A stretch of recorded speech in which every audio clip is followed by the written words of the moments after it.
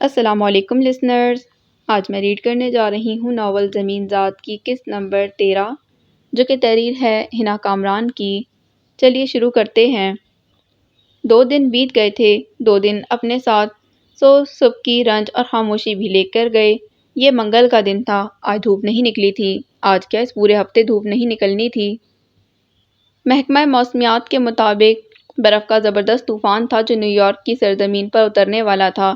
تبھی یہ چھٹی ویک چل رہا تھا۔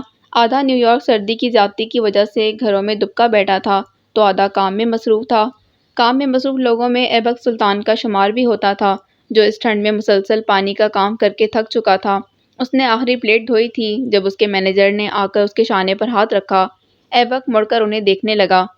خدا بزرگ و برتر کا لاکھ شکر ہے کہ اس امیر زادی نے تم پر کوئی کیس نہیں چلایا، لیکن ایک بات کہوں میرے بچے، وہ امیر زادی تمہاری گرل فرینڈ تھی اور دھوکے سے تمہیں یہاں سے لے کر گئی تھی۔ اس بات کا مجھے علم نہیں تھا۔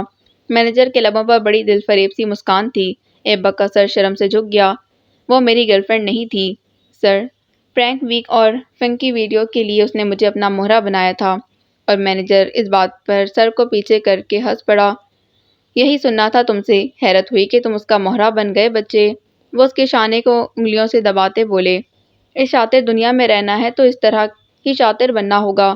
اس نے تمہیں دنیا میں اچھالا ہے۔ کل میرا بیٹا بڑے مزے لے کر تمہیں انٹرنیٹ پر دیکھ رہا تھا۔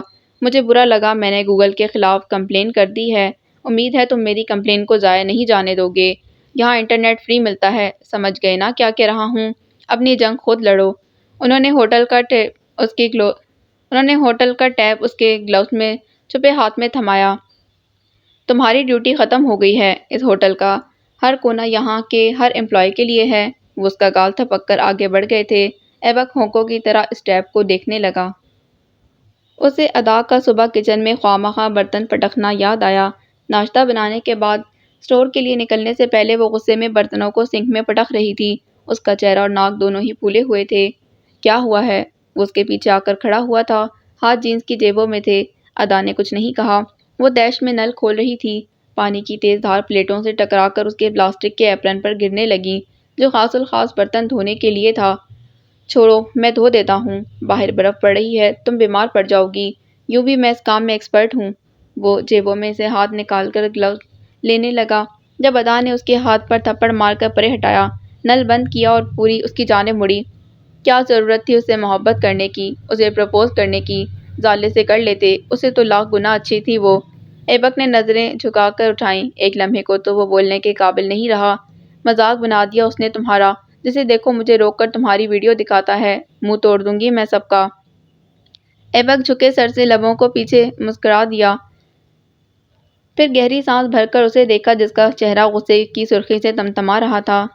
شرمندگی کا باعث بن گیا ہوں نا تمہارے لیے، سوری۔ ادا نے ہاتھ کی مٹھی بنا کر اوپر اٹھائی، دانت پیستے بولی، اگر مزید اس طرح کی بکواس کی تو واللہ میں بھول جاؤں گی تم مجھ سے کچھ منٹ بڑے ہو۔ سب سے پہلے تمہارا منہ توڑ دوں گی۔ ہنس کیوں رہے ہو؟ مذاق لگ رہا ہے تمہیں سب؟ میں سچ کہہ رہی ہوں، میں تمہارے دانت توڑ سکتی ہوں۔ 2 دنوں بعد یہ پہلی بار تھا جب وہ دل سے مسکرایا تھا۔ مسکرانا تھوڑا کم تھا، ہنسنا کہنا یہاں ٹھیک رہے گا۔ یہ تو بہت اچھا ہو جائے گا۔ ویسے بھی کل سے سیکنڈ لاسٹ دانت میں درد ہے میرے، ڈاکٹر کا خرچہ نکل جائے گا۔ ادا نے ہونٹوں کو بھیجتے ہوئے مٹھی جھٹکے سے نیچے کی۔ ایبک کو اپنی بہن پر ٹوٹ کر پیار آیا۔ 2 دن پہلے اس کا دل کرچی کرچی ہوا تھا، یہ وہ بھول گیا۔ بات سنو میری، تم نے ہنسنا نہیں ہے، کچھ کرنا ہے۔ فنکی میگزین اور یوٹیوب چینل پر تمہاری ویڈیوز پوسٹ ہوئی ہیں نا، تم ان دونوں کو ہی ختم کر دو۔ سب کچھ وہاں سے ریز کر دو، مٹا دو، ہیک کر لو، مگر کسی بھی طرح ایسا کرو ضرور۔ ایبک اس کی بات پر سر کو پیچھے گرا کر ہنسنے پر مجبور ہو گیا۔ کہکا برجستہ تھا جو ادا کے دل پر شعلوں کی طرح گر رہا تھا۔ میری بہن، یہ ہالی ووڈ کی کوئی مووی نہیں ہے، بلکہ ہماری سادہ سی زندگی ہے جس میں ایسا ہونا ممکن نہیں۔ گیجٹس سے مجھے کبھی دلچسپی نہیں رہی، تم جانتی ہو۔ مجھے قسمیں دو گی، وعدے لو گی، میں تب بھی یہ نہیں کر سکتا۔ لوگوں کو کہنے دو جو کہہ رہے ہیں۔ کتنے وقت تک میرا یہ ٹاپک ہاٹ ٹاپک رہے گا؟ 1 دن، 1 ماہ، 1 سال، پھر کیا اور ہوگا جو الو بنے گا، اور تب تک سب مجھے بھول جائیں گے۔ ادا دانت کچکچانا چاہتی تھی مگر نہیں کچکچائے۔ غصے میں اس کی جو لائن ابھری۔ تمہیں بھولیں گے، لیکن اس کا کیا جو نیا اسپیس سے گزرے گا جسے ہم گزر رہے ہیں۔ تم جتنا مرضی ہنس لو، کہو یا نہ کہو، میں تمہارے دل کی حالت جانتی ہوں۔ اس میں دکھ ہے، یہ دکھ دائمی نہ رہے اس کی دعا کرتی ہوں روز، مگر یہ دکھ کسی اور کے دل میں نہ بیٹھے اس کے لیے تو کچھ کر سکتے ہیں نا ہم۔ ایبک نے پھیکے چہرے کے ساتھ جذبات میں سر ہلایا۔ ہم انتظامیہ سے بات کریں گے، وہ ایکشن ضرور لیں گے، نہیں تو ہم اس کے خلاف ریلی نکالیں گے۔ بالکل، ہم ایسا کریں گے جیسا ہر سال فنکی ویک کا شکار کرتا ہے اور پھر بیچارہ ہاتھ پر ہاتھ دھر کر بیٹھا رہتا ہے۔ تم برتن ہی دھو، وہی ٹھیک رہے گا۔ وہ اس کے ہاتھ میں گلوز پٹک کر ایپرن اتارنے لگی تھی۔ ایبک نے گہرا سانس چھوڑا۔ ادا، یہ صرف ایک اسکول کا معاملہ نہیں، پوری دنیا کا ہے۔ ایپرن اس کے کندھے پر ڈال کر وہ چہرہ اس کے منہ کے قریب لائی۔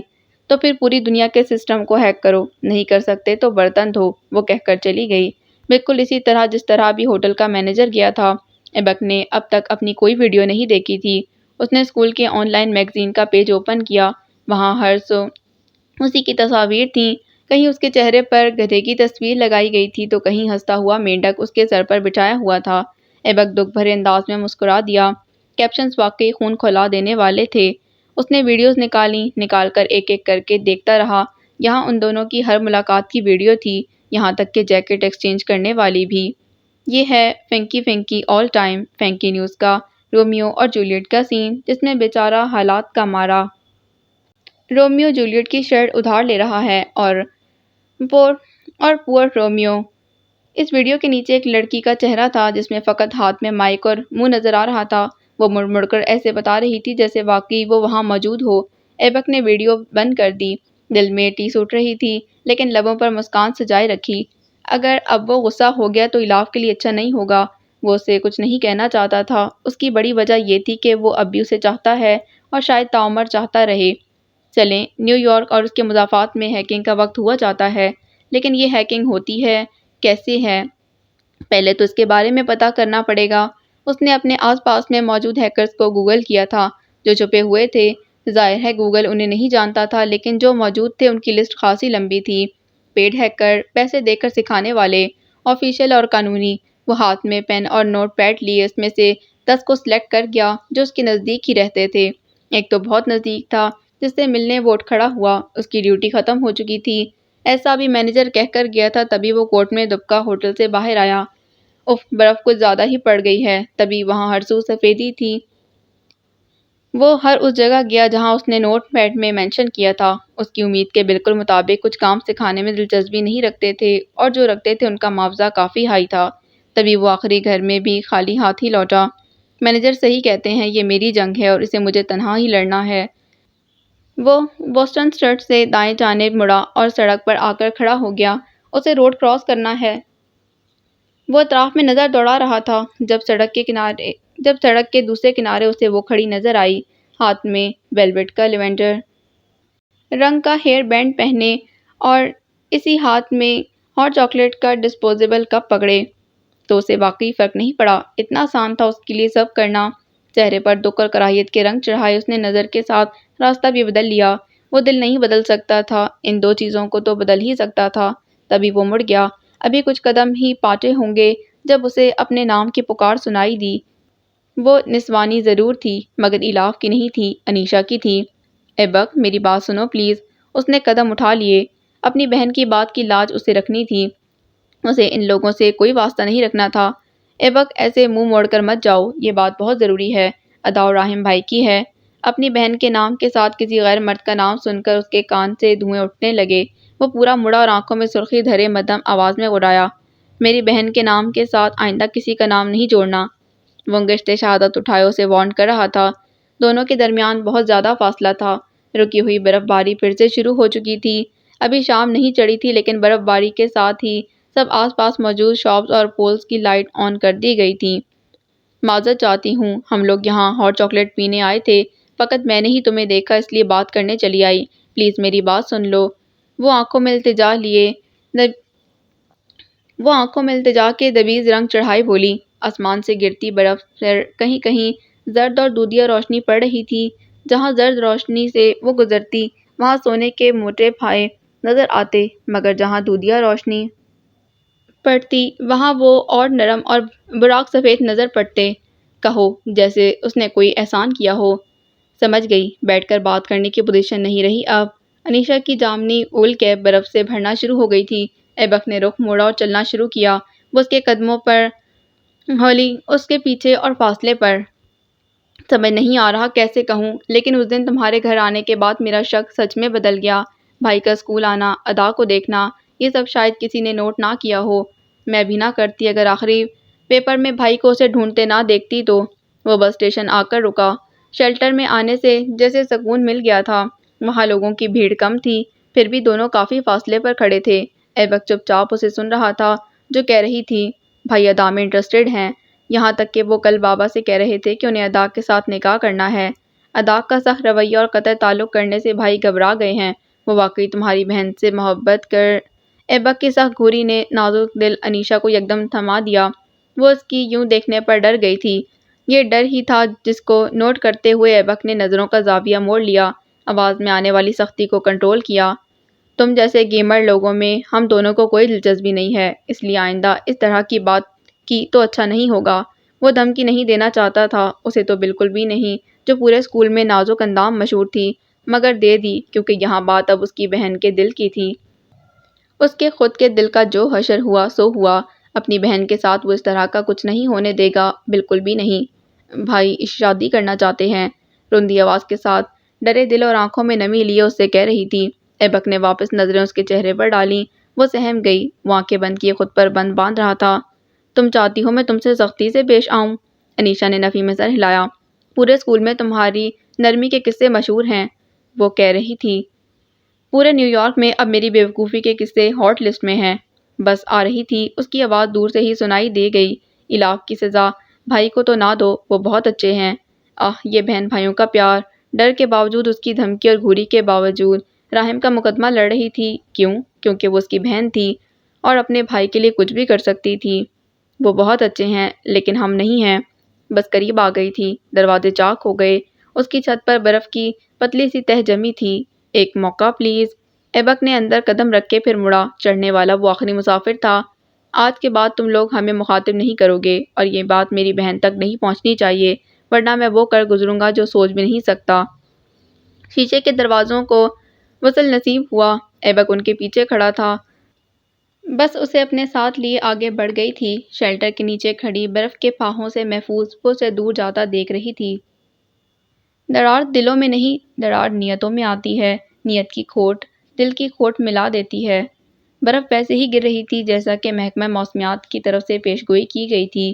دبیز صفاق، سرد اور سفید۔ رات کی سیاہی نے پنکھ پھیلا دیے تھے۔ شہر میں تو خاموشی اور ہلچل تھی۔ ہاں، شہر سے پرے مضافات میں بنے اس فارم ہاؤس میں، جہاں سفید موت کا سا کفن زمین پر چڑھا تھا، سکوت طاری تھا، مگر باہر تک اندر خوب چیخو پکار ہو رہی تھی، ہلڑ بازی مچی تھی، شراب اور شباب دونوں موجود تھے۔ ایک صوفے پر نیند دراز سمر ہنستے ہوئے اس کال گرل کو دیکھ رہا تھا جو اپنے ڈانس کے جوہروں سے ان سب کو متاثر کر رہی تھی۔ یہ بالکل نئی اور فریکی گرل فرینڈ تھی جو ڈینس کی بنی تھی، نیو یارک کی سب سے مشہور لڑکی، نیو یارک کی راتوں کی جان۔ جینی، سب لطف لے رہے ہیں اور تم یہاں لفظ یہ بیٹھے ہو، ایسا کیا ہو گیا ہے ہمارے جسٹن بیبر کے ساتھ؟ وکرم دھڑام سے تھک کر صوفے پر آ گرا، وہاں جہاں سمر نیم دراز تھا۔ آنکھوں میں سوچ کی لکیریں تھیں اور ماتھے پر شکن۔ گرینا کو سوچ رہا ہوں، حالانکہ اس وقت وہ الاف کے دعوے کے بارے میں سوچ رہا تھا جو وہ اس سے کر چکی تھی۔ اس کی چھوٹی بہن کیا اس قابل ہو سکتی ہے کہ اس کا فون بک کر سکے؟ مجھے ان چیزوں میں بچپن سے دلچسپی ہے، تم جانتے ہو، انیشا کو تنگ کرتے لڑکے سے بدلہ اور تمہاری جاسوسی کی خاطر زیادہ اس میں انوالو ہوئی ہوں۔ الاف کے الفاظ اس کی سماعت میں آن ٹھہرے تھے۔ کیتھر بن کے گونجتے گانے میں اس نے چونک کر وکرم کی جانب خود کو متوجہ کیا جو باقاعدہ اسے ہاتھ پکڑ کر ہلا رہا تھا۔ لگتا ہے گرینا کچھ زیادہ ہی حواسوں پر سوار ہو گئی ہے۔ اس کے متوجہ ہونے پر وکرم دانت نکال کر ہنسا تھا۔ گرینا کے نام پر سمر کو اپنی ڈیڈ لائن یاد آئی جو وہ اسے دے چکا تھا۔ الاف کے معاملے میں تو وہ اسے بھول ہی گیا تھا۔ کچھ پتا ہے کیا کر رہی ہے آج کل؟ اس نے سرسری سا وکرم سے دریافت کیا جو اب کرنے لگا تھا۔ گانوں کی گونج سے زیادہ اس کے گینگ کے لڑکے تھے جو شاؤٹ کر رہے تھے۔ باہر برف مسلسل گر رہی تھی۔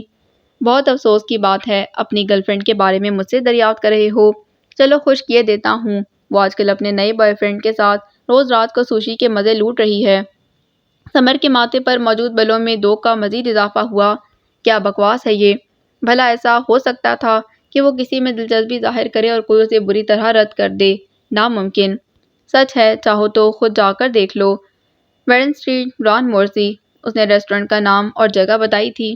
وکرم کی بات ختم کرتے ہی کھڑا ہو گیا، جیکٹ پہنی 2 قدم آگے گیا، پھر رک کر گردن کو شانے سے لگائے بولا، اگر یہ بات غلط ثابت ہوئی تو تمہارے سامنے کے 2 دانت جبڑوں کو خدا حافظ کہہ دیں گے۔ بات ختم کر کے وہ رکا نہیں تھا۔ برف باری ہونے کی وجہ سے اس کی کار کو چلنے میں دشواری پیش آ رہی تھی، حالانکہ سڑک پر نمک کی تہہ بچھا دی گئی تھی جس سے وہ برف چپک نہیں رہی تھی۔ پھر روڈ قدرے سلپری ہو چکے تھے۔ اس نے وکرم کے بتائے گئے پتے پر کار کو بریک لگائی۔ شیشے کی دیواروں سے بنا وہ ریسٹورنٹ اس وقت خاصی گہما گہمی کا شکار تھا۔ گرے دیواریں، سبز چھت اور سبز ہی بیلیں۔ سمر نے کار میں بیٹھتے ہی گرینا کا نمبر ڈائل کیا۔ کار جا رہی تھی۔ وہ جو اندر اسٹیو کے ساتھ بیٹھی سوشی کھا رہی تھی مسلسل کار کے چلنے سے اکتا گئی۔ نمبر سمر کا تھا۔ مسلسل کال کے چلنے سے اکتا گئی۔ نمبر سمر کا تھا۔ اس نے کال پک کرنی تھی اور نہ ہی کی۔ اٹھا لو کال، ہو سکتا ہے کوئی ضروری کام ہو۔ اسٹیو نے اسٹک کی مدد سے بائٹ کو دانتوں میں پکڑا اور پھر دوبارہ فون پر نظر ڈال دی جو ایک بار پھر سے رنگ کرنے لگا۔ کوئی ضروری نہیں ہے، ایک اسٹیفنی ہے، فضول میں پیچھے پڑا ہے، اس نے اسی اکتائے ہوئے لہجے میں کہا۔ اسٹیو مسکرا دیا۔ تم خوبصورت ہو، اتنی ہو کہ کوئی بھی مرد تم پر فلیٹ ہو سکتا ہے۔ اسٹیو کی تعریف پر وہ معمولی سا بلش ہوئی تھی۔ زیادہ ہوتی اگر سمر کی بے وقت کال نہ آتی تو۔ ارے وہ تو ادا ہے، میں بالکل ٹھیک ہوں، یہ وہی ہے ادا، سنو، ہے یہاں۔ گرینا نے جوش سے ہاتھ ہلا کر اسے اپنی جانب متوجہ کیا۔ ایبک نے بھلے اس کی مدد نہیں کی تھی لیکن ادا اچھی تھی۔ وہ کبھی کبھی اسائنمنٹ میں اس کی مدد کر دیا کرتی تھی، نہ بھی کرتی پھر بھی گرینا کو وہ پسند تھی۔ کیسی ہو، آؤ بیٹھو۔ وہ اسے دیکھ چکی تھی۔ اس کے بلانے پر مسکراتے چہرے کے ساتھ وہاں آئی جہاں اسٹیو سوشی سے انصاف کرنے میں مگن تھا۔ اسٹیو انہی کے اسکول کا تھا۔ وہ ان کا سینئر تھا۔ ادا کو دیکھ کر مسکرایا۔ ہائے ادا۔ ہیلو۔ اسٹیو کو جواب دینے کے بعد وہ گرینا کی جانب متوجہ ہوئی۔ میں بالکل ٹھیک ہوں، تم کیسی ہو؟ سرمئی رنگ کے اسکارف میں اس کا چہرہ دمک رہا تھا۔ آج غیر معمولی سی چمک تھی وہاں۔ فٹ یہاں کیسے؟ وہ کھڑی تھی، بیٹھی نہیں۔ ادا نے ہاتھ میں تھاما بیگ آگے کیا اور مسکراتے ہوئے بولی، ایبک کی برتھ ڈے ہے نا آج، 2 فروری، اس لیے اس کے لیے سوشی لینے آئی تھی۔ مشروم اور سوشی بہت پسند ہے اسے۔ اچھا یہ بات ہے۔ گرینا مسکرائی۔ میری طرف سے اسے برتھ ڈے وش کر دینا اور معذرت بھی کہ میں اس کے لیے کچھ نہیں کر پائی۔ بہت افسوس ہوا، اس کے ساتھ ایسا نہیں ہونا چاہیے تھا۔ الاف سے اس چیز کی امید نہیں تھی۔ وہ بات کر رہی تھی، کرنے کے دوران پھر سے اس کا فون رنگ کرنا شروع کر چکا تھا۔ نمبر سمر کا تھا۔ ادا پہچان گئی۔ اسکریپ بک کے آخری صفحے پر اس کا نمبر درج تھا جو ادا کو حفظ ہو چکا تھا۔ اس نے گرینا کے فون پر نظر ڈالی، پھر پھیکا سا مسکرائی۔ میں اسے تمہارا پیغام پہنچا دوں گی، اب چلتی ہوں، بہت دیر ہو گئی ہے، اوپر سے برف بھی گرنا شروع ہو گئی ہے۔ میٹرو نکل گئی تو مشکل ہو جائے گی۔ اوہ، میں یہ بھی نہیں کہہ سکتی کہ میں ڈراپ کر دوں گی کیونکہ میں اسٹیو کے ساتھ آئی ہوں۔ تم چاہو تو ہمارے فری ہونے تک انتظار کر سکتی ہو، وہ ادا کے بازو پر ہاتھ رکھ کر کہہ رہی تھی۔ اس کی نیت بالکل صاف تھی۔ بہت شکریہ، میں خود چلی جاؤں گی۔ سفید اور نیلے پٹے والی رسٹ واچ پر نظر ڈال کر وہ مڑ گئی تھی۔ ریسٹورنٹ سے باہر آئی، زرد لائٹس میں جلتا ہجوم اس کا منتظر تھا۔ وہ اسی کا حصہ بن گئی۔ سیدھے دیکھنے کے بعد دائیں جانب مڑی کہ یہیں سے اسٹیشن آتا تھا۔ اسے جلد از جلد ٹرین سے نکلنے سے پہلے پہنچنا تھا اور ورنہ دوسری ٹرین کے لیے اسے 15 منٹ کا انتظار کرنا پڑے گا اور وہ اپنے قیمتی 15 منٹ انتظار میں نہیں گزار سکتی تھی، اس لیے تیز تیز قدم اٹھا رہی تھی۔ 6:15 کا وقت تھا۔ وہ 6:45 بجے تک ضرور گھر پہنچ جاتی اگر اس کے قدموں کو زمین نہ جکڑ لیتی۔ وہ یکلخت مڑی، تحیر سے اس جانب دیکھا جہاں اس نے سرسری نظر ڈالی تھی۔ سڑک کے سیدھ میں کراس کر کے پارکنگ ایریا میں ایک سرخ کار کھڑی تھی جس کے بیک پر مارخور کے سینگ بنے تھے۔ وہ سرخ کار اور کسی کی نہیں، سمر کی تھی۔ نیو یارک میں مارخور کو پسند سمر ہی کر رہا تھا۔ یہ یہاں کیوں ہے؟ اسکریپ بک پر لکھی دھمکیاں اور بگڑے ہوئے چہرے والی عورتوں کی تصاویر دماغ میں آئیں۔ ابھی وہ اسی بارے میں سوچ رہی تھی کہ اسٹیو برق رفتاری سے ریسٹورنٹ سے باہر آیا۔ وہ فون پر مسلسل کسی سے جھگڑ رہا تھا۔ اس کا انداز عجلت آمیز تھا۔ وہ تنہا تھا۔ اپنی سیاہ کار نکال کر وہاں سے چلا گیا۔ اگر وہ تنہا تھا تو گرینا کہاں تھی؟ اس نے جھٹ سے اپنا سیل فون نکالا جو 15 دن قبل ہی ایبک نے اسے لے کر دیا تھا۔ وہ گرینا کا نمبر ڈائل کر رہی تھی۔ کال اٹھا لی گئی۔ ہیلو گرینا، ادا بول رہی ہوں۔ تم کہاں ہو؟ میرا مطلب ہے ابھی اسٹیو کے ساتھ ہو؟ ادا نے کافی دور جا کر خود کو تھمایا تھا، اتنی دور کہ اب وہاں تک جانے میں کچھ منٹ تو لگ ہی جانے تھے۔ نہیں، میں اسٹیو کے ساتھ نہیں ہوں۔ اس کی موم کا ایکسیڈنٹ ہو گیا ہے، اس لیے وہ جلدی میں چلا گیا، گرینا نے وضاحت کی تھی۔ کرنے کے دوران ہی وہ ریسٹورنٹ سے باہر آتی دکھی۔ آتے ساتھ ہی وہ پارکنگ میں کھڑی ٹیکسی میں بیٹھ گئی۔ ادا نے بھی جلدی سے ہاتھ کے اشارے سے دوسری ٹیکسی کو روکا۔ اس میں بیٹھ گئی کہ سمر کی کار گرینا کی ٹیکسی کے پیچھے روانہ ہو چکی تھی۔ اوہ ہو، یہ تو برا ہوا۔ اچھا، میں نے کال اس لیے کی تھی تاکہ تم میری مدد کر سکو۔ دراصل اسٹیشن سے اترنے کے بعد میں جس راستے سے جاتی ہوں وہ بہت خاموش ہے اور مجھے اس سے خوف آتا ہے۔ ہمارا گھر مخالف سمت میں ہے، ورنہ تم سے کہتی کہ دونوں ساتھ چلتے ہیں، مگر ایسا ممکن نہیں۔ تم بس کال بند نہیں کرنا، بھلے بات نہ کرو مگر کال نہیں کاٹنا۔ مجھے کم از کم کسی کے ساتھ ہونے کا تو حوصلہ ہوگا۔ ایبک کو کال ملائی تھی مگر شاید وہ مصروف ہے۔ اسے گرینا کے ہنسنے کی آواز آئی۔ تینوں کاریں ایک فاصلے پر لائن میں چل رہی تھیں۔ کوئی بڑی بات نہیں، میں تمہارے ساتھ ہی ہوں، ادا نے اس کے حامی بھرنے پر کہا۔ شکریہ، یہ احسان زندگی بھر یاد رکھوں گی۔ اس نے کال ریکارڈنگ پر لگا دی۔ شکر تھا کہ ایبک نے اسے یہ سیل فون دے دیا تھا، ورنہ بہت مشکل ہو جاتی۔ نیو یارک کی مصروف ترین سڑکوں پر سے گزرتے وہ جوں ہی قدرے سنسان ایریا میں آئے، اس نے دیکھا سمر کی کار نے ٹیکسی کا راستہ کاٹا ہے۔ ادا نے اپنی ٹیکسی کو رکوا دیا۔ ایک منٹ، سائڈ پر روکیے گا۔ وہ شیشے کو فولڈ کیے بنا ہی دیکھ رہی تھی کہ سمر کار سے باہر آیا ہے۔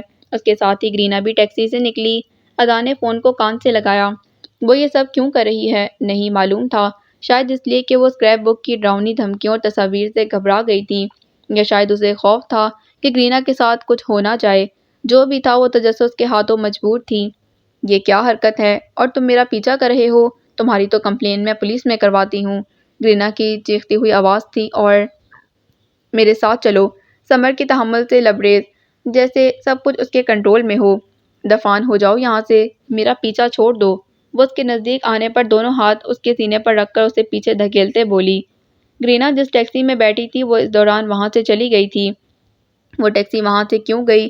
ادا پر تھوڑا سا ڈر غالب آیا۔ چلنا تو پڑے گا میرے ساتھ، یو بلڈی۔ وہ اسے بالوں سے کھینچتا کار میں پٹک رہا تھا۔ ڈرائیور نے اس طرف توجہ نہیں دی، وہ مسلسل اپنی گرل فرینڈ کے ساتھ کسی بات میں الجھا ہوا تھا۔ ادا نے اپنے منہ پر ہاتھ رکھا اور ڈرائیور کی سیٹ کو تیزی سے بجایا۔ اس سرخ کار کا پیچھا کرو، جلدی کرو، وہ چیخی تھی۔ سیل فون کے مائک پر ہاتھ رکھ کر وہ نم آنکھوں سے اس کار کو تک رہی تھی جو انجانے راستوں کی مسافر تھی۔ اس کا دل دھک دھک کر رہا تھا، ہتھیلیوں میں پسینہ پھوٹ پڑا۔ ٹیکسی اور کار میں کچھ زیادہ ہی فاصلہ تھا، تبھی سمر نوٹ نہیں کر پا رہا تھا۔ اندھیرے میں ڈوبی اس گنجان آباد جگہ پر ادا نے درختوں کے جھنڈ کے قریب ٹیکسی کو رکوا دیا۔ سفید فارم ہاؤس میں وہ کونی سے کھینچتے ہوئے گرینا کو اپنے ساتھ لے جا رہا تھا۔ سنو، آدھے گھنٹے تک انتظار کرو، تب تک میں نہ آئی تو پولیس کو اس جگہ کا پتہ بتا دینا۔ تم سن رہے ہو نا میں کیا کہہ رہی ہوں؟ وہ فرنٹ سائڈ پر آ کر جھک کر کہہ رہی تھی۔ 22-23 سال کا وہ لڑکا اس بات میں سر ہلاتے اس کے جانے کا منتظر تھا۔ نیو یارک کا آئے دن کا معمول تھا، گرل فرینڈ ہو یا بیوی اپنے شوہر کا اسی طرح پیچھا کرتی تھی جس طرح ابھی اس لڑکی نے کیا تھا۔ ضرور وہ لڑکا اسے ڈچ کر رہا ہے، یا پھر یہ اس لڑکے کو، خیر جو بھی ہو، میری بلا سے۔ شانے اچکاتے ہوئے وہ پھر سے اپنی گرل فرینڈ کے ساتھ مصروف ہو گیا۔ بے حس معاشرہ، بے حس لوگ، بے حس رشتے، بے حس خون۔ ادا تیز مگر بلی کی چال چلتی اس فارم ہاؤس میں گھسی جہاں کسی قسم کی کوئی سیکیورٹی موجود نہیں تھی۔ وہ غلط کر رہی ہے، اسے وہاں نہیں جانا چاہیے۔ گرینا کی کال ڈسکنیکٹ کر کے اسے پولیس کو فون کرنا چاہیے۔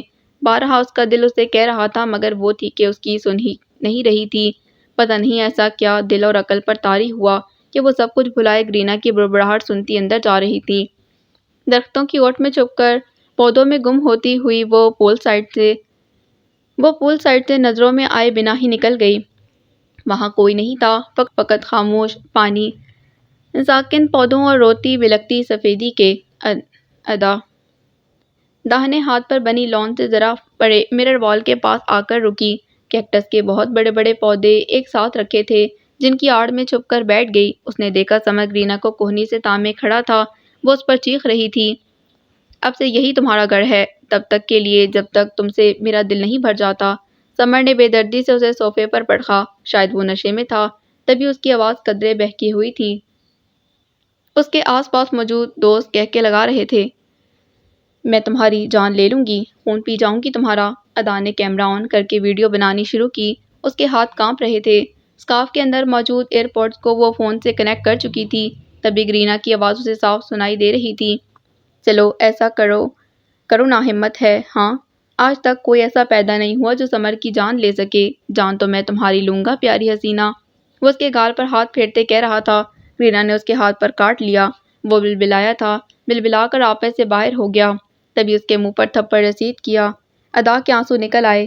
راحم کی عزت سے نظریں جھکانا اور سمر کے تھپڑ میں زمین آسمان کا فرق تھا، حیا اور بے حیائی کا، احترام اور بے باکی کا، نرمی اور سختی کا۔ آرام سے پیش آ رہا تھا، لیکن تمہاری اوقات نہیں ہے نرمی کی۔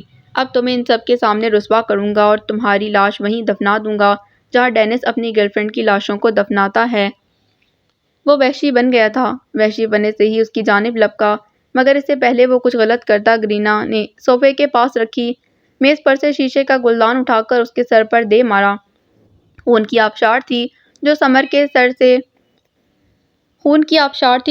کے سر سے بہتی شروع ہوئی۔ گرینا نے بھاگنے کی صحیح کی تھی مگر بے سود۔ سمر کے دوست اس پر پل پڑے تھے، انہوں نے اسے پکڑ کر زمین بوس کر دیا۔ سمر حواس ٹھیک کرتا جنون خود پر چڑھائے خون سے بھرے چہرے کے ساتھ غصے میں اس کی جانب لپکا۔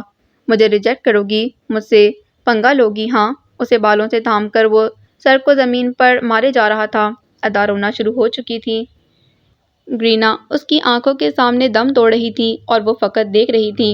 اس نے جلدی سے ویڈیو سیو کرکے کال کاٹی۔ کانپتے وجود کے ساتھ وہ وہاں سے نکلی۔ ٹیکسی میں بیٹھنے تک وہ پولیس کو فون کر چکی تھی۔ اسے امید تھی اگر پولیس وہاں پہنچ جائے گی تو گرینا بچ جائے گی۔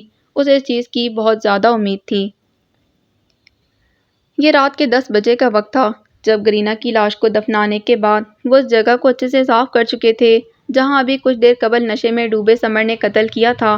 اس کے سر پر پٹی بندھی تھی اور وہ ٹھسا وہاں بیٹھا وکرم کو جراثیم کش پانی سے ہینڈ ماپ لگاتا دیکھ رہا تھا۔ کچھ دیر قبل یہاں پر پولیس آئی تھی۔ ان کا کہنا تھا کہ کسی نمبر سے انہیں قتل ہونے کی شکایت ملی ہے، مگر صاف گھر اور کسی بھی ثبوت کے نہ ملنے، اوپر سے بہت بڑے وکیل کی کال پر وہ واپس چلے گئے تھے۔ ڈینس کا باپ نیو یارک کا جانا مانا وکیل تھا۔ انصاف کے علمبردار بھلا کہاں قانون توڑ سکتے ہیں، یہی سوچ کر پولیس وہاں سے چلی آئی۔ پولیس تو چلی گئی تھی مگر ان سب کو سوچ میں ڈال گئی۔ یہاں ہمارے علاوہ کوئی اور بھی تھا، وہ جو بھی تھا سب کچھ دیکھ چکا ہے۔ ڈینس کے ہاتھ میں گرینا کا فون تھا جو اسے دفناتے سمے بچ اٹھا تھا۔ وہ فون کو آف کرکے قبر میں ہی ڈال رہا تھا مگر رک اس لیے گیا کیونکہ فون خاصا گرم تھا اور اس کا گرم ہونا کوئی عام بات نہیں تھی، وہ بھی تب جب وہ اسے استعمال نہیں کر رہی تھی۔ اسے وہ استعمال نہیں کر رہی تھی تو کون کر رہا تھا؟ اور سن بھی چکا ہے۔ وکرم کے بعد اس نے انکشاف کیا اس موبائل سے، اس نمبر سے آنے والی کال سے۔ اس نے فون کی اسکرین سب کے سامنے کی۔ وہ پولیس کے آنے تک گرینا کو نہیں دفنا سکے تھے۔ ان کے اس گھر میں پولیس پروف الارم لگا تھا 20 کلومیٹر کی دوری پر۔ اگر پولیس ہو تو پورے گھر میں 1 منٹ کے وقفے سے 3 بار الارم بجے گا۔ اس الارم کی وجہ سے ہی وہ باخبر ہوئے تھے۔ اسی وجہ سے ہی انہوں نے گرینا کو ہڈن روم میں دھکیلا اور ساری جگہ صاف کر دی۔ وکرم نے اپنے منہ پر 1-2 خراشیں ڈال دی تھیں۔ پولیس کو یہی لگا کہ ان دونوں کے بیچ لڑائی ہوئی ہے، جسے کوئی غلطی سے واردات سمجھ بیٹھا ہے۔ دوستوں کے بیچ اس طرح کی لڑائی نیو یارک میں معمول سمجھی جاتی تھی، اس لیے پولیس سرسری سا بیان لے کر وہاں سے چلی گئی۔ گرینا یہاں سے 6:45 بجے پہنچی تھی جبکہ کال 7:20 تک چلتی رہی، یعنی وہ جو کوئی بھی تھا 20 منٹ تک ہمیں سنتا اور دیکھتا رہا تھا۔ اس کے پاس ایویڈنس ہے، مطلب ہمارا فیوچر اس دیکھنے والے کے ہاتھ میں ہے۔ بات ختم کی کرنے کے بعد وہ سیل فون ڈبن کی جھولی میں اچھال رہا تھا۔ پتہ کرو یہ نمبر کس کے نام پر ہے۔ ڈبن کمپیوٹر ایکسپرٹ تھا۔ فون کو کیچ کرکے اس نے نمبر لیپ ٹاپ میں ڈالا اور اس کی تمام انفارمیشن اسکرین پر لے آیا۔ جو نام اسے معلوم ہوا اس پر اس کی آئی بال سلو موشن میں حرکت میں آئی تھیں۔ ادا۔ سمر نے اس سارے عرصے میں جھٹتے پلکیں اٹھائیں، آنکھیں سکیڑ دیں، دل تھمایا۔ راحم، ایلاف اور انیشا کی کلاس فیلو ادا میں دلچسپی رکھتا ہے۔ وہ اس سے شادی کا خواہاں ہے اور مجھے فورس کر رہا ہے کہ میں اسے اتنی کم عمری میں نکاح کی اجازت دے دوں۔ تم ایک کام کرو، پتہ کر کے بتاؤ وہ کس قسم کی لڑکی ہے، اور یہ بھی راہم کی فیلنگز اس کو لے کر کس حد تک سنجیدہ ہیں۔ اگر وقتی جذبہ ہوا تو میں اسے ٹال دوں گا، لیکن اگر وہ واقعی ایک دوسرے کے لیے ضروری ہیں تو میں سوچتا ہوں کیا کرنا ہے۔ کیا ہوا؟ آپ پریشان لگ رہے ہیں۔ ادا نے میرا نمبر بلیک لسٹ میں ڈال دیا ہے۔ ادا نے، اس کے پاس تو سیل فون نہیں ہے۔ پہلے نہیں تھا مگر اب ہے۔ سمر نے سختی سے آنکھیں میچیں، پلکوں پر نمی سی محسوس ہو رہی تھی۔ ڈیڈ نے بتایا آپ شادی کرنا چاہتے ہیں ادا کے ساتھ۔ الاف کی میس کے بعد یہ ممکن ہو سکتا ہے؟ کیوں نہیں ہو سکتا؟ الاف ان سے معافی مانگ لے گی۔ میں اپنی بہن کو نہیں جھکا سکتا۔ بات صحیح بات پر معافی مانگنے میں کوئی آڑ نہیں ہوتی۔ یہ مام ڈیڈ کے بعد آپ نے ہی ہمیں بتایا ہے۔ مجھے خوشی ہے کہ آپ اپنی فیلنگز کو لے کر شیور ہیں۔ آپ فکر نہ کریں، آپ دونوں کا معاملہ میں ہی فکس کرواؤں گا۔ سمر کو لگ رہا تھا اس کا سر پھٹ جائے گا، 1000 ٹکڑے تو کم از کم ہوں گے ہی۔ اگر یہ سب ادا نے کیا ہے تو ہمیں اس کے بارے میں کچھ سوچنا ہوگا۔ یہ ہمارے فیوچر کا سوال ہے۔ بھلے قتل سمر سے ہوا ہے، پھنسیں گے ہم سب ہی۔ ڈینس کا حتمی اعلان، اور سمر کی چپی بتا رہی تھی کہ اب سے ادا کی زندگی خطرے میں ہوئی چاہتی ہے۔ مگر ہم کیا کریں گے؟ وکرم نے بے قراری سے دریافت کیا۔ اسے ادا پسند آئی تھی۔ وہ کیسے اس کی دسترس میں آنے سے پہلے ہی چلی جاتی؟ وہی جو گرینا کے ساتھ کیا ہے۔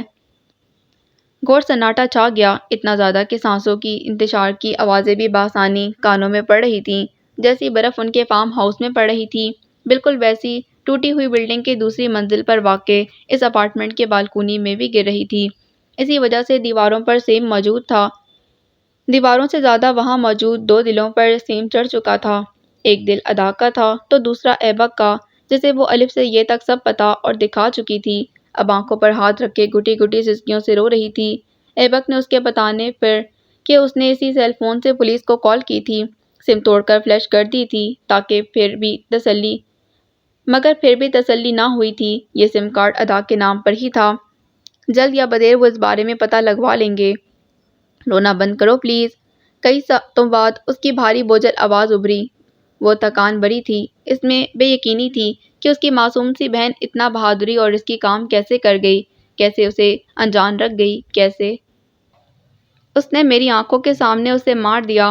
میں کچھ نہیں کر سکی، کچھ بھی نہیں۔ وہ ہر 10 منٹ بعد جب رو کر تھک جاتی تو یہی جملہ دہراتی۔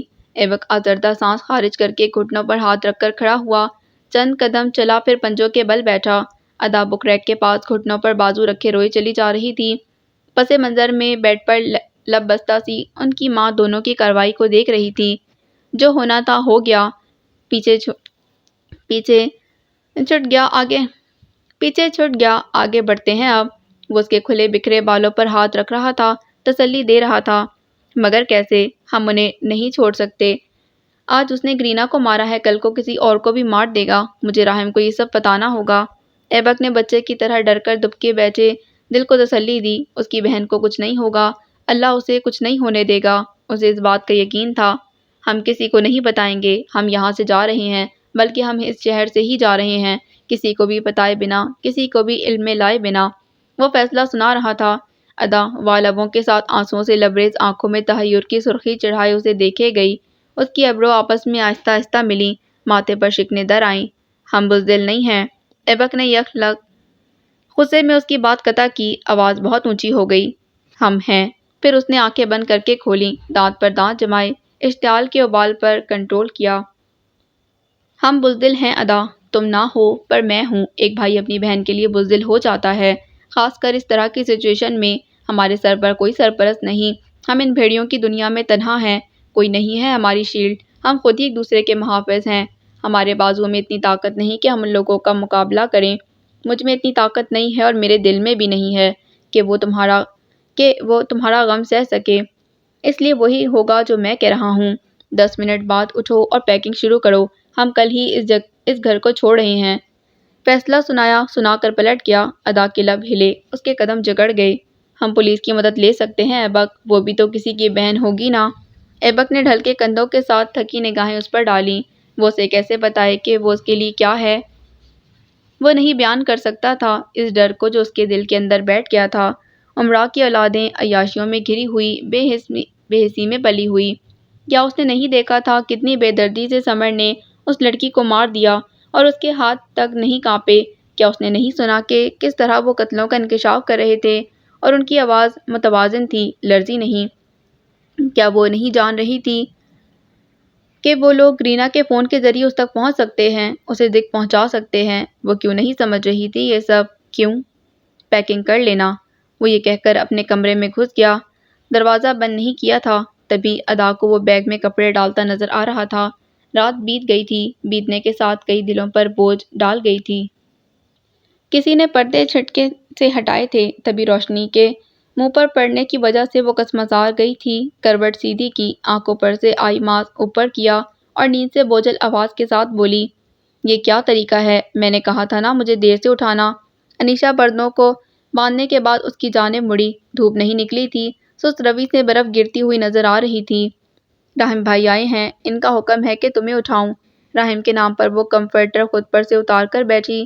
اس کا گرم سیاہ ٹراؤزر اور شرٹ پر سرخ لائنیں بنی ہوئی تھیں۔ بیٹھنے پر شرٹ کا کونا سامنے سے تھوڑا فولڈ ہوا تو پچھلی سائیڈ نظر آئی۔ وہ پھیکی سفید رنگ کی تھی مگر موٹی تھی، جیسے اس میں روئی بھری ہو۔ راہم بھائی اتنی صبح خیریت؟ ماتھے پر موجود سیاہ آئی ماسک کو اس نے اتار کر سائڈ ٹیبل پر رکھا۔ اتنی صبح نہیں ہے مادام، دن کے 12 بج رہے ہیں۔ وہ گرم اون کی ٹخنوں تک آتی سبز فراک میں کھڑی تھی، سرخ رنگ کی منی جیکٹ پہنی ہوئی تھی اور بالوں کے درمیان کی مانگ نکال کر پیچھے کس کر پونی کی ہوئی تھی۔ ہاتھ سینے پر بندھے تھے اور گلے میں دراز چین تھی۔ تم کہیں جا رہی ہو؟ الاف نے اس کی تیاری نوٹ کی اور بیڈ سے نیچے اتر آئی۔ آئینے میں اپنا عکس دیکھا، نیند سے بوجھل آنکھیں اور چہرہ مگر اجلا اجلا سا۔ ایبک کی طرف جا رہے ہیں اور تم بھی چل رہی ہو ہمارے ساتھ؟ کیچر میں بالوں کو جگڑتے ہاتھ یکدم تھمے۔ آئینے میں مرر وال کے قریب کھڑی انیشا پر نظر ڈالی۔ میں کیوں جاؤں گی وہاں؟ اس نے سخت اور خود غرض لہجے میں کہا۔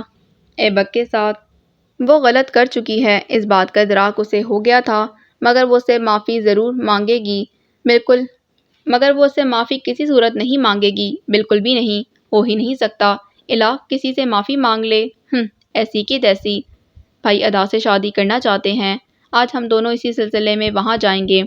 الاف جھٹکا کھا کر مڑی، آنکھیں تو گویا پورے نیو یارک کی طرح پھیل گئیں۔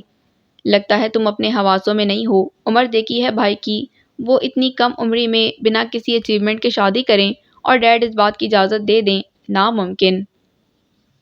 کیوں ناممکن ہے یہ؟ پیچھے سے راہم کی آواز آئی۔ ادا کا رونا اور اس بات کا انکشاف کرنا کہ اس نے کچھ دیکھا ہے بہت بڑی گڑبڑ کا احساس دلا رہا تھا۔ وہ نہیں رہ سکتا تھا اس سے ملے بنا، وہ نہیں رہے گا اس سے ملے بنا۔ آپ سنجیدہ ہیں؟ الاف کو یقین کرنے میں دشواری پیش آئی۔ رواں تاری، دراز قد، روشن آنکھیں، چوڑی پیشانی، چہرے پر کم عمری کی چھاپ، بھوری پینٹ اور سفید ٹی شرٹ میں موجود 20.5 سال کا وہ لڑکا فیصلہ کیے کھڑا تھا۔ اس کے انداز سے معلوم ہوتا تھا کہ وہ 60 کی دہائی پر بھی پہنچ جائے تب بھی اپنے کہے سے پیچھے نہیں ہٹے گا۔ بالکل، گناہ سے بہتر نکاح ہے۔ میں نے کبھی کسی سے فلرٹ نہیں کیا، کسی کو اپنی پرسنل پراپرٹی نہیں بنایا، کسی غلط ریلیشن میں نہیں رہا، کیونکہ میرے نزدیک یہ سب گناہ ہے۔ ادا کو لے کر میری فیلنگز نے مجھے الارم کیا، تبھی میں نے فیصلہ کر لیا تھا میں ڈائریکٹ شادی کروں گا۔ کیا غلط فیصلہ کیا؟ وہ نفی میں سر ہلا رہی تھی۔ 18.5 سالہ سمر اور 20.5 سالہ راہم میں کتنا فرق تھا۔ ایک نے شیطان کا راستہ چنا تھا تو دوسرے نے دین کا، ایک غلط راہ پر گامزن تھا تو دوسرا سیدھے راستے سے بھٹک رہا تھا تو دوسرا خود کو بھٹکنے سے روک رہا تھا۔ یہی ٹھیک تھا اور یہی ٹھیک ہے۔ وہ جو سیدھی راہ پر تھا آج حتمی طور پر بات کرنے جا رہا تھا، اور جو بھٹکا ہوا تھا وہ حتمی طور پر ہی بات کرنے جا رہا تھا۔ برف سست روی سے گر رہی تھی۔ کہا نا محکمہ موسمیات کی پیشن گوئی ہے کہ پورے ہفتے برف نے گرنا ہے، گر کر سب ٹھہرا دینا ہے۔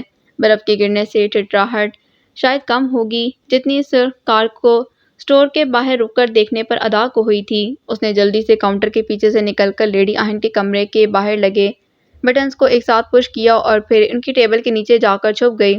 تھوڑا سا سر اٹھا کر دیکھا، سمر کے کار سے نکلنے سے پہلے ہی شیشے کے دروازے لاک ہو گئے اور ان پر اسٹیل کی تہ چڑھ گئی تھی جن پر بہت بڑا گلوزڈ سفید پینٹ سے لکھا ہوا تھا۔ اس نے اپنا فون نکال کر نمبر ڈائل کیا۔ دوسری بیل پر ہی فون اٹھا لیا گیا۔ ایبک، وہ یہاں آ گئے ہیں، وہ اسٹور آ گئے ہیں۔ اس کی آنکھوں میں خوف کے ساتھ آنسو بھی در آئے تھے۔ تم اسٹور کیا کر رہی ہو؟ وہ ڈر گیا تھا، ڈر اس کی آواز سے ظاہر تھا۔ میں اس ماہ کی سیلری لینے آئی تھی ایبک، مجھے بہت ڈر لگ رہا ہے، وہ لوگ بہت سارے ہیں۔ اسٹور میں بالکل سناٹا چھا گیا تھا، یہاں تک کہ اندھیرا بھی۔ اسٹیل کی تہ دروازے پر چڑھتے ہی آٹومیٹک لائٹس خود ہی آف ہو جایا کرتی تھیں، جیسا کہ اب ہوئی تھیں۔ تم فکر نہیں کرو، میں پہنچ رہا ہوں، کال نہیں کاٹنا، ہاں اللہ ہے ہمارے ساتھ۔ وہ کال نہیں کاٹنا چاہتی تھی مگر سگنل آؤٹ ہو گیا۔ ادا کا دل اچھل کر حلق میں آیا۔ یہ کیا ہو گیا؟ وہ خود سے ہم کلام تھی مگر دل میں ڈر لگ رہا تھا، پسینہ چھوٹ رہا تھا۔ آنکھوں میں نمی لیے وہ روم روم کو کان بنائے وہاں دبکی بیٹھی تھی، بار بار فون کو ہلاتی کہ سگنل آ جائیں، مگر وہ تھے کہ آ کر ہی نہیں دے رہے تھے۔ یا اللہ، میں بے قصور ہوں، پلیز مجھے بچا لے۔ وہ سمر جو اسکول میں ہر روز نظر آتا تھا، آج وہ اسی سے ڈر رہی تھی۔ ٹینس ڈبن وکرم سب سے اسے خطرہ تھا، اسے رونا آ رہا تھا بہت زیادہ، تبھی اس کا چہرہ بھیگا ہوا تھا۔ اسے ایبک کی بھی فکر تھی۔ اس نے ایک بے بس نظر بے جان فون پر ڈالی، پھر اسے دوبارہ زور زور سے ہلایا۔ 10 منٹ کی مشقت کے بعد سگنل آن ہوا۔ ہوتے ہی ایبک کے بے شمار ٹیکسٹ اور ساتھ ہی کالز آنے لگیں۔ اس نے کانپتے ہاتھوں کے ساتھ ایبک کی کال ریسیو کی۔ ہیلو ادا، ادا تم ٹھیک ہو؟ ادا میری بہن۔ اس کی آواز میں موجود اندیشے، پدرانہ محبت اور عجلت پر وہ اس بات میں سر ہلا گئی۔ میں ٹھیک ہوں، اس نے سرگوشی کی۔ ہاں اللہ کا شکر، میں تمہارے اسٹور کے باہر ہی ہوں، لیکن یہ لاکڈ ہے۔ اس کی ابھی بھی تفشی نہ ہوئی تھی۔ ادا میز کی آڑ سے باہر نکلی۔ اس نے جوں ہی سر باہر نکالا، دبی دبی چیخ اس کے لبوں سے برآمد ہوئی۔ سانس کی رفتار تیز تر ہوتی گئی اور پورا بدن کانپ گیا۔ لیڈی آہن کے آفس میں وہ چاروں موجود تھے، ہاتھوں میں بیس بال بیٹ، چاقو اور زنجیر پکڑے۔ سب سے زیادہ ادا جس سے ڈری تھی وہ سمر تھا، جو سپاٹ نظروں سے اسے دیکھ رہا تھا اور اب اس کے فون کی طرف نظر ڈال رہا تھا جس میں سے ایبک کی بے قرار سی آواز بھر رہی تھی۔ ادا کیا ہوا ہے؟ ادا کون ہے اندر؟ اس نے میز پر لڑکتے فون کو ہاتھ میں اٹھایا، منہ کے سامنے کیا، ایک نگاہ ادا پر ڈالی اور پھر کال کاٹ دی۔ تم چھپ کیوں رہی ہو ہم سے؟ کال کاٹنے کے بعد وہ بولا، احترام صرف ابراہیم کی وجہ سے کر رہا تھا۔ کیا تم نے وہ سب دیکھ لیا، سن لیا، جس کا تعلق کل رات سے تھا، گرینا سے تھا؟ وہ استفسار کر رہا تھا۔ وکرم اور ڈینس کو یکلخت احساس ہوا اس لڑکی کو مارنا آسان کام نہیں۔ اسے پھوٹتی پاکیزگی معصومیت کی لہریں اتنی تیز ہیں کہ دل پر جبر کر کے وہ کام کرنا پڑے گا۔ کتنا اچھا ہو انہیں یہ سب نہ کرنا پڑے۔ شاید دیکھ لیا، دیکھ کر ایبک کو بھی بتا دیا، یعنی ایک جیتا جاگتا ثبوت تیار کر لیا۔ ایبک کو بتایا مطلب کسی اور کو بھی بتا سکتی ہو، ہے نا؟ باہر دروازے پر لاتوں کی برسات ہو رہی تھی۔ پہلے لگ رہا تھا ایک انسان تھا جو یہ کر رہا تھا، پھر کافی لوگوں کی آوازیں آنے لگیں۔ تم بچو گے نہیں، وہ غصے میں چیخی۔ سمر کی آنکھوں میں ترہم ابھرا۔ یہ نہیں کہنا چاہیے تھا۔ کیا کہنا چاہیے تھا؟ اس نے ڈینس کی طرف سر گھمایا۔ مجھے لگتا ہے میرے لیے مشکل ہوگا، مجھے اس پر کرش رہ چکا ہے، یوں بھی اس میں سے معصومیت کی لہریں اٹھ رہی ہیں۔ سپاک ڈینس پہلی بار انکاری تھا۔ اس نے وکرم کو دیکھا۔ مجھے لگتا ہے میرا بھی یہی خیال ہے۔ ڈبن نے بھی ہاتھ کھڑے کیے۔ سمر نے واپس گردن اس کی طرف موڑی، پھر ہاتھ میں پکڑے چاقو کو دیکھا۔ یعنی اپنا فیوچر بچانے کے لیے یہ کام مجھے کرنا ہوگا۔ اس نے چاقو پر انگوٹھا پھیرا۔ خون کی بوندیں میز کی سطح پر گریں۔ ادا خون دیکھ کر ڈر گئی، دونوں ہاتھ ہونٹوں پر رکھ کر رونے لگی۔ اس کا گلابی اسکارف سائڈ سے گیلا ہوا تھا کیونکہ اسے پسینہ بہت زیادہ آ رہا تھا، سردی میں خوف کا پسینہ۔ تم ایسا نہیں کر سکتے، وہ روتے ہوئے کہہ رہی تھی۔ اگر تم نے ایسا کیا تو تم بچو گے نہیں۔ ایک اور دھمکی، ایک اور ترم بھری نگاہ۔ مجھے کون پکڑے گا؟ وہ پوچھ رہا تھا، لہجے کا غرور، حیثیت کا نشہ، طاقت کا یقین۔ ایبک پولیس کو سب بتا دے گا، پھر تم سب جیل میں ہوگے، وہ چیخی۔ باہر سے دروازہ توڑنے کی آوازیں تاہنوز آ رہی تھیں۔ ہمارے جیل میں جانے سے پہلے کیوں نہ تم آسمان پر چلی جاؤ؟ یہ بہترین آپشن ہے۔ چاقو پر لگا خون جم چکا تھا۔ ادا ہلنا چاہتی تھی مگر پاؤں بھی جم گئے تھے۔ تم ٹھیک نہیں کر رہے، میں سب کو تمہارے بارے میں بتا دوں گی، انٹرنیٹ پر سب ڈال دوں گی۔ سمر 2 قدم آگے آیا، اس کی آنکھوں میں موجود شفافیت بڑھ چکی تھی۔ تب تک تم بچو گی، تب نہ، چلو بالکل خاموش ہو جاؤ، ہمیشہ ہمیشہ کے لیے۔ اس نے اٹھ کر فل طاقت سے چاقو اس کے گلے پر پھیرا۔ وار کی شدت کی وجہ سے خون کی تیز پھوار اٹھی تھی، ساتھ میں چیخ بھی، اور ساتھ میں فون کی گھنٹی بھی بجی تھی۔ گھنٹی کے بجنے کی وجہ سے وہ ہوش میں آئی تھی۔ بری طرح جھٹکا کھایا۔ پسینے میں شرابور وجود کے ساتھ وہ ابھی تک میز کے نیچے ہی چھپی ہوئی تھی۔ قدموں کی آوازیں آ رہی تھیں۔ لائٹس آن ہو چکی تھیں۔ کوئی دوڑتا ہوا اندر آیا، اندر آ کر جھکا اور اسے بازو سے پکڑ کر باہر نکالا۔ نکالنے کے بعد خود میں بھینچ لیا۔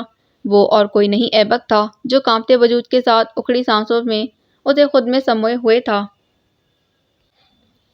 اس کا پیارا بھائی، اس کا محافظ، اس کا ایبک۔ تم ٹھیک ہو نا؟ صحیح ہو نا؟ میں ہوں تمہارے پاس، کچھ نہیں ہوگا جب تک میں ہوں۔ میری بہن کو کچھ نہیں ہوگا، کچھ بھی نہیں۔ وہ اس سے لگی ابھی بھی مختل حواسوں سے تھی۔ کچھ دیر قبل کی بھیانک سوچوں نے اس کے سوچنے سمجھنے کی صلاحیت کو سلب کر لیا تھا۔ وہ زندگی میں پہلی بار اتنا ڈری تھی۔ زندگی میں پہلی بار زندگی کی اہمیت کا احساس ہوا تھا، پہلی بار۔ میں نے بات کر لی ہے سمر سے، وہ تمہارے پیچھے نہیں آئے گا۔ ہم گھر چل رہے ہیں، ٹھیک ہے؟ وہ اسے خود سے الگ کر رہا تھا مگر ادا نے ایسا نہیں ہونے دیا۔ وہ اور زیادہ اس میں چپ گئی۔ باہر لیڈی آہن پریشان حال سے یہ منظر دیکھ رہی تھیں۔ انہیں ایبک کی بوکھلائی سی کال آئی تھی جس کی وجہ سے وہ فوراً وہاں آ گئیں۔ اسٹور بند اندر سے ہوتا تھا لیکن اس کا ایک اور طریقہ بھی تھا جسے وہ بند اور کھلتا تھا، اور وہ تھا ریموٹ جو کہ لیڈی آہن کے پاس موجود تھا۔ ایبک کی کال پر وہ کچھ ہی منٹس میں وہاں پہنچ گئی تھیں۔ معاملہ تو نہیں پتا تھا مگر جو بھی تھا پریشان کن ہی تھا۔ میں نے دیکھا، اس نے مجھے مار دیا، وہ حواس میں آئی، آتے ہی روتے بتانے لگی۔ اس نے بہت بے دردی سے مجھے مارا ایبک، میں ڈر گئی ہوں۔ اس نے گہری سانس خارج کی۔ وہ جب وہاں پہنچا تو سمر کی کار وہیں موجود تھی۔ ایبک کو دیکھ کر وہ اور اس کے دوست کار سے باہر آئے، سڑک کراس کی اور اسے گھیر کر کھڑے ہو گئے۔ تمہاری بہن نے مجھے دیکھ کر اسٹور لاک کر دیا، پھر تمہیں یہاں بلا لیا، خیریت؟ ایبک نے ایک نگاہ تینوں پر ڈالی، پھر واپس سمر کو دیکھ کر بولا، خیریت کے بارے میں تو تم آگاہ کرو گے، مجھ سے کیا چھپا رہے ہو اور یہاں کیا کر رہے ہو؟ وہ ہلکا سا ہنسا، جینس کی جیبوں میں ہاتھ پھنسائے اور اس کے بے حد نزدیک آ کر بولا، ڈیل کرنے آیا ہوں تمہاری بہن کے ساتھ۔ کیسی ڈیل؟ ماتھے پر شکن مگر دل میں ڈر آن بیٹھا تھا۔ ایک ہاتھ دو اور ایک ہاتھ لو والی ڈیل۔ تم لوگوں کے پاس جو ہمارے ثبوت ہیں ہمیں دے دو، ہم تمہاری بہن کی زندگی بخش دیں گے۔ ہاں، ہم ایسا ہی کریں گے۔ یقین نہیں آ رہا تھا کہ وہ راحم کا ہی بھائی ہے۔ دو بھائیوں میں اتنا تضاد کیسے ہو سکتا ہے؟ ٹھیک ہے، میں کل تمہیں وہ ثبوت لا دوں گا۔ میری بہن خاموش رہے گی، کسی کو ایک لفظ نہیں بتائے گی، مگر اس کے بدلے میں تم لوگ اس کا پیچھا چھوڑ دو گے، اسے تھریٹ کرنا بند کر دو گے۔ سمر نے جیب سے ہاتھ نکالا اور اس کی طرف بڑھایا۔ ڈیل ڈن، مگر ثبوت مجھے آج شام ہی چاہیے، بنا کسی کاپی کے، ایک دم اوریجنل۔ ایبک نے اس کا ہاتھ تھام لیا۔ جی پی ایس چیک کر لینا۔ وہ اس کے ہاتھ میں لا کر پلٹ گیا۔ ایبک نے بند آنکھیں کھولی۔ کسی میں اتنی جرأت نہیں کہ وہ میری بہن کو ہاتھ بھی لگا سکے۔ جب تک میں زندہ ہوں کوئی تمہارا بال بیکا نہیں کر سکتا۔ وہ اسے اپنی اوٹ میں لیے وہاں سے چلا گیا۔ سمر کے ڈر نے اس کی بہن کی جو حالت کی تھی اس پر وہ اسے کبھی معاف نہیں کرے گا۔ سمر کو سزا ملے گی، ضرور ملے گی۔ وہ لوگ 12:15 کے قریب گھر سے نکلے تھے۔ ایلاف کے ہاتھ میں ایک سیب تھا جسے ناشتے کی ریپلیسمنٹ میں وہ کھا رہی تھی۔ منہ سوجا ہوا تھا مگر دل تھوڑا خوش تھا۔ وہ نہیں جانتی تھی وہاں جا کر کیا کہے گی، کس طرح ری ایکٹ کرے گی، مگر وہ وہاں جا رہی تھی اس بات کو جانتے ہوئے بھی کہ وہ دونوں صاف کہہ چکے ہیں انہیں اس سے کوئی تعلق نہیں رکھنا۔ وہ پھر بھی جا رہی تھی، اپنے بھائی کی رضا کی خاطر۔ ان کی کار بلڈنگ کے باہر آ کر رکی۔ راحم نے دوسری منزل کی طرف سر اٹھا کر دیکھا۔ پردے گرے ہوئے تھے، شاید برف کی وجہ سے۔ وہ تینوں تیزی سے اندر کی جانب بڑھے، لفٹ کا استعمال ترک کیا۔ سمر کو بھی یہاں ہونا چاہیے تھا، ایلاف نے اونچی آواز میں کہا۔ ہم نے کال کی تھی مگر اس کا فون بند جا رہا تھا۔ انیشا کی اطلاع پر وہ منہ بسوڑتی رہ گئی۔ جو بھی تھا، جیسا بھی تھا، سمر ایسی سچویشن میں اسے کور کر دیا کرتا تھا، تو پھر جب وہ آتا تب ہم جاتے۔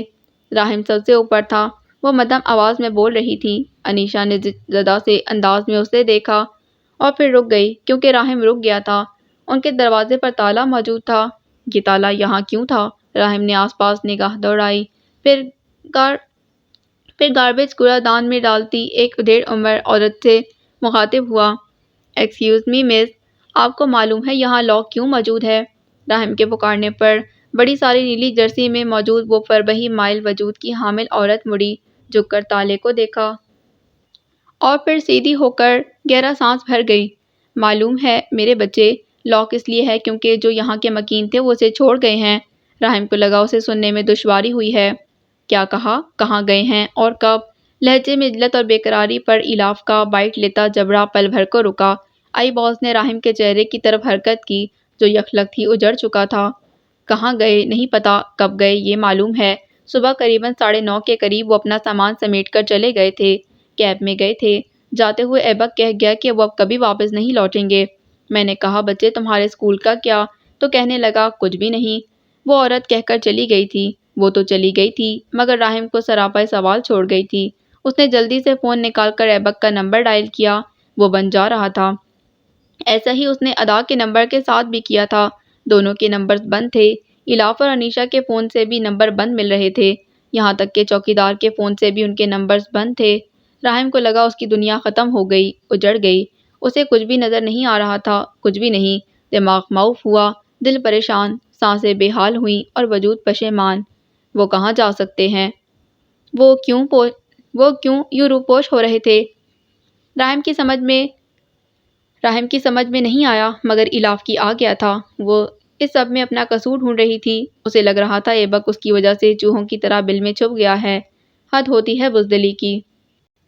فقط ایک پرینک کو اتنا سر پر سوار کر لیا کہ کیریئر داؤ پر لگا دیا۔ کون بیوقوف کرتا ہے یہ؟ اف! راہم اور انیشا جانے کہاں چلے گئے تھے مگر وہ گھر آ گئی تھیں۔ آتے ہی صوفے پر دھپ سے بیٹھی اور گود میں لیپ ٹاپ کو پٹخ دیا۔ اب یہ نوبت آ گئی ہے کہ ایلاف غفور اپنے بھائی کی لو سٹوری کو فکس کرنے کے لیے اپنی سیلف ڈسپیکٹ کو اگنور کرے گی۔ ایلاف اس نے لیپ ٹاپ میں ایبک کا ID نمبر ڈالا۔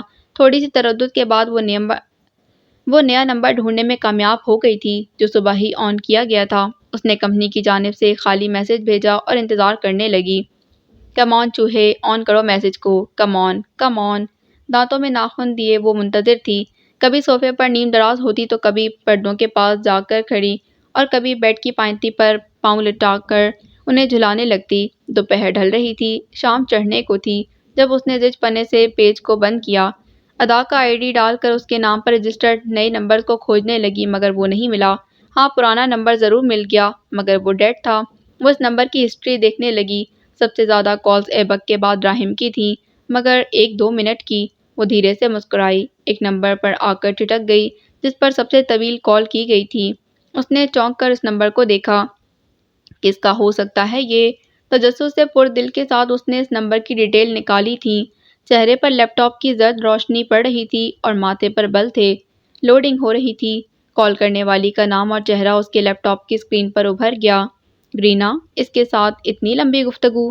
وہ کال سننے کے لیے سافٹ ویئر بائے کر رہی تھی کہ سمر نے آ کر اسے چونکا دیا۔ وہ جھٹ سے اشتیاق کی دہلیز چھوڑ کر اس کی جانب متوجہ ہوئی۔ سنا ہے ایبک اور ادا فلیٹ چھوڑ گئے ہیں؟ اس کے سوال میں تفکر کی پرچھائی تھی۔ وہ ایلاف کے ساتھ صوفے پر جڑ کر بیٹھ گیا۔ اس کا رخ کھڑکی کی جانب تھا جہاں سے برف کے پھائے موسلادھار بارش کی طرح گر رہے تھے۔ ایسا ہی کچھ ہوا ہے۔ نامحسوس انداز میں اس نے لیپ ٹاپ کی اسکرین بند کی۔ آنکھوں میں شکوک کی لکیریں تھیں۔ شک اس لیے اودھ کر آیا کیونکہ جب سے اس نے سمر کو فون ٹریپ کے بارے میں بتایا تھا تب سے اس کا پرانا نمبر آف تھا۔ اس نے یہ کہہ کر نمبر بدل لیا تھا کہ اب اسے ڈم کالز تنگ کر رہی ہیں، جبکہ ایلاف جانتی تھی وہاں پر کوئی بھی ایسی کال نہیں کی گئی تھی۔ وہ جھوٹ بول رہا تھا۔ وہ جھوٹ کیوں بول رہا تھا یہ بات اس کی سمجھ میں آ گئی تھی۔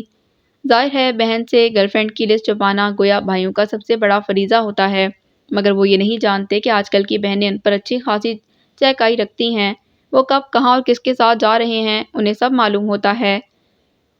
بچوں سو ہر بھائی بی کیئرفل۔